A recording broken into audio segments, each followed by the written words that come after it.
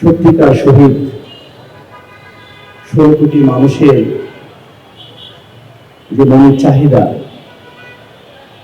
দেশের সার্বভৌমত্ব, দেশের স্বাধীনতা রক্ষার জন্য যাকে জীবন দিতে হয়েছে, সেই শহীদ উসমান গনি ভাইয়ের উপলক্ষে যে প্রোগ্রাম আয়োজন করা হয়েছে, সেই আয়োজনে আমাদের ছোট্ট কন্ট্রিবিউশন দিতে পেরে আমি নিজেকে সৌভাগ্য মনে করছি। আমি ডাকসুকে ধন্যবাদ দিচ্ছি, পাশাপাশি এখানকার যে ফোরাম যারা এখানে আয়োজন করেছেন তাদেরকে ধন্যবাদ দিচ্ছি। খুব দ্রুততম সময়ের মধ্যে শহীদ উসমান গনির মতো একজন সৎ নিষ্ঠাবান ব্যক্তিত্বকে নিয়ে যে বইমেলা আয়োজন করেছে, সত্যি এটা প্রশংসার দাবি রাখে। শহীদ উসমান হাদিকে তার সাথে পরিচয় অল্প বয়সে, আমি তার ইউটিউবগুলো দেখতাম, খুব ভালো লাগতো।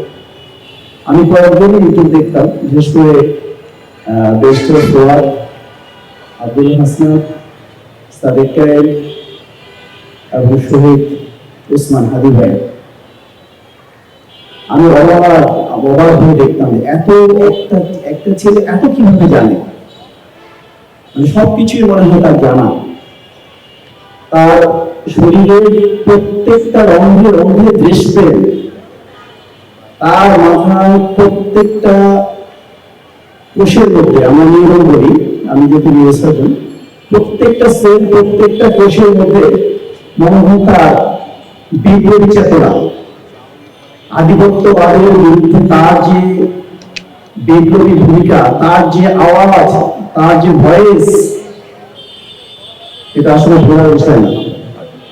এদেশকে যারা ভালোবাসে, এদেশের জমিনকে যারা ভালোবাসে, এদেশের সার্বভৌমত্বকে যারা ভালোবাসে, আমি মনে করব রাজনীতির ঊর্ধ্বে গিয়ে, পুরো রাজনীতি না,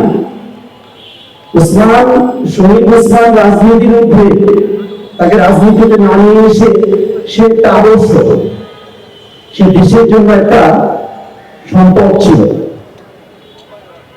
তাকে ধারণ করতে হবে, তার চিন্তাকে বাঁচিয়ে রাখতে হবে। আদারওয়াইজ আমরা হেরে যাব, 24 হেরে যাবে, 71 হেরে যাবে। আধিপত্য, পার্শ্ববর্তী দেশের যে আগ্রাসন, সেটা বিজয় লাভ করবে। আমাদের প্রত্যেকেই এই জিনিসটা মাথায় রাখতে হবে। শহীদ উসমানের এই চিৎকার, শহীদ উসমানের এই আর্তনাদ, শহীদ উসমানের সেই বিপ্লবী ভাষা আমাদেরকে বুঝতে হবে, নচেত আমরা হেরে যাব। আমি সবাইকে বলবো, যারা সাংবাদিক ভাইরা আছেন, যারা ডাকসুর ভাইরা আছেন, যারা ইনকিলাব মঞ্চের যারা দায়িত্বশীল আছেন, যারা ঢাকা ইউনিভার্সিটির বিভিন্ন দলের মতের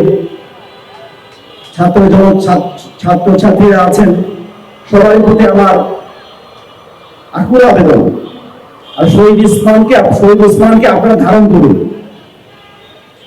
আপনারা যদি দেশকে ভালোবাসতে চান, আপনি দেশের সার্বভৌমত্বকে যদি রক্ষা করতে চান, তাকে রিড করুন, তার আদর্শকে বাস্তবায়ন করুন, তাহলে দেশের স্বাধীনতা টিকবে। আদারওয়াইজ আমরা হেরে যাব। আবারও বলছেন, আদারওয়াইজ আমরা হেরে যাব।